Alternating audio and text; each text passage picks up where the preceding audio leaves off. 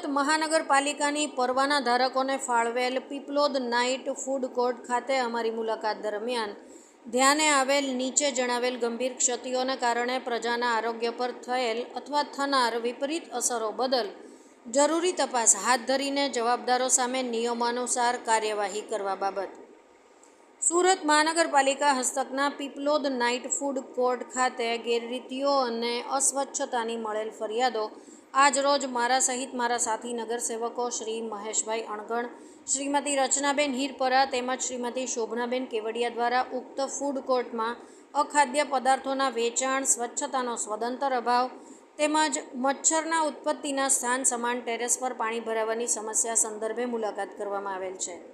જે મુલાકાત દરમિયાન સુરત શહેરના પોશ કહેવાતા વિસ્તારમાં આવેલ ઉક્ત ફૂડ કોર્ટમાં ખૂબ જ ખરાબ અને આરોગ્ય માટે અત્યંત ગંભીર એવી નીચે મુજબની ભયાનક દુર્દશા ધ્યાને આવેલ છે. ઉક્ત સમગ્ર પરિસરમાં પારાવાર ગંદકી, મચ્છરોના ઉપદ્રવ, આશ્રયસ્થાન સહિત વિષાણુયુક્ત અને દુર્ગંધયુક્ત ખાદ્ય પદાર્થોના વેચાણ તેમજ સ્ટોરેજ અને કેમ્પસમાં રખડતા શ્વાન અને જાહેરમાં મૂકવામાં આવેલ ખાદ્ય પદાર્થો ધ્યાને આવેલ છે. જે આ ફૂડ કોર્ટની ભયાનક દુર્દશા દેખાઈ આવેલ છે. જેથી તાકીદે તમામ દુકાનો પર વેચાતા ફૂડની ગુણવત્તાની તપાસ હાથ ધરવામાં આવે તથા સમય અંતરે તપાસ કરવાનો આદેશ કરવા સહિત અખાદ્ય પદાર્થોના વેચાણ અને સ્ટોરેજ તેમજ સ્વચ્છતાના અભાવ બદલ નિયમાનુસાર કાર્યવાહી હાથ ધરવામાં આવે. ઉક્ત ફૂડ કોર્ટના ટેરેસ પર વરસાદી પાણીનો ભરાવો થયેલ હતો તેમજ પરિસરમાં પણ પાણીના નિકાલની વ્યવસ્થાનો સદંતર અભાવ હતો, જેને કારણે સદર ફૂડ કોર્ટ આજુબાજુના રહીશોમાં જીવલેણ મેલેરિયા અને ડેન્ગ્યુ માટે જવાબદાર મચ્છરોના ઉત્પત્તિ સ્થાન તરીકેની ભૂમિકા નિભાવી રહેલ છે. ઉપરાંત અમારી મુલાકાત દરમિયાન પાલિકાના અધિકારીશ્રીઓ દ્વારા ઘટના પર ઢાંક પીછોડો કરી દુકાનદારોને છાવરવા જાતે લીલવાળા ઘણા સમયથી ભરાયેલ પાણીને દૂર કરવાની કામગીરી કરેલ છે. જે અંગે સંબંધિત વિભાગના જવાબદાર અધિકારીશ્રીઓની આવા સ્થળોની મુલાકાત અને તપાસની નિયત કરેલ કામગીરીમાં ઉણપ દર્શાવતી હોય ફરજમાં બેદરકારી બદલ ખુલાસો મેળવશો. ઉક્ત ફૂડ કોર્ટમાં આરોગ્ય અને જંતુનાશક દવાનો વિભાગ દ્વારા ગત 3 વર્ષમાં કેટલી વાર તપાસ કરીને કયા પ્રકારની કાર્યવાહી હાથ ધરેલ છે તે અંગે ખાતાકીય તપાસ હાથ ધરીને ફૂડ કોર્ટને જાહેર જનતાના આરોગ્ય સામે રમત કરવાના આપવામાં આવેલ છૂટા દર બદલ જરૂરી ખુલાસાઓ મેળવવા સહિત થયેલ અનિયમિતતાઓની તપાસ કરશો.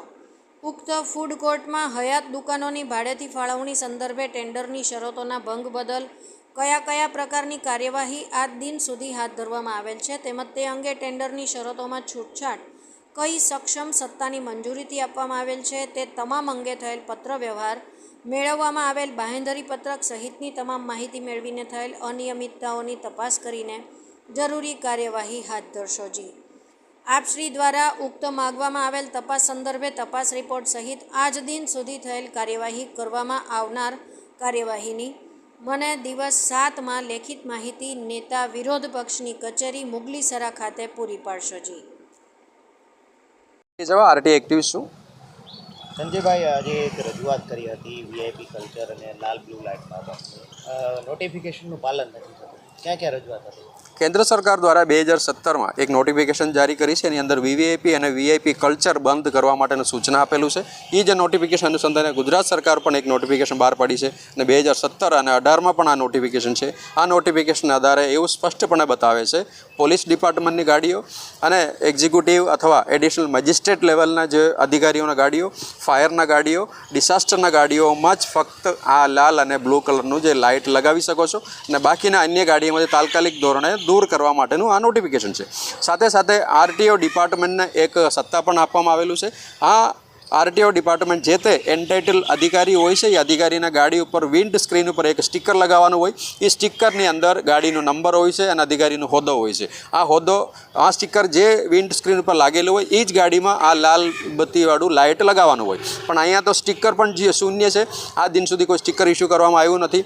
અચ્છા, 2017થી આ દિન સુધી અત્યારે જેટલા બી ગાડી ફરે છે એમનામ સ્ટિકર વગરનું ફરે છે અને સાથે સાથે કોઈ ડીડીઓ લેવલનું હોય, અત્યારે ડીએસઓ લેવલના ગાડીઓ આ અધિકારીઓ પોતાની ગાડી ઉપર આ લાલ લાઇટ લગાવીને જનતા જાહેર જનતામાં એક ભયનો માહોલ ઊભો કરી રહ્યા છે.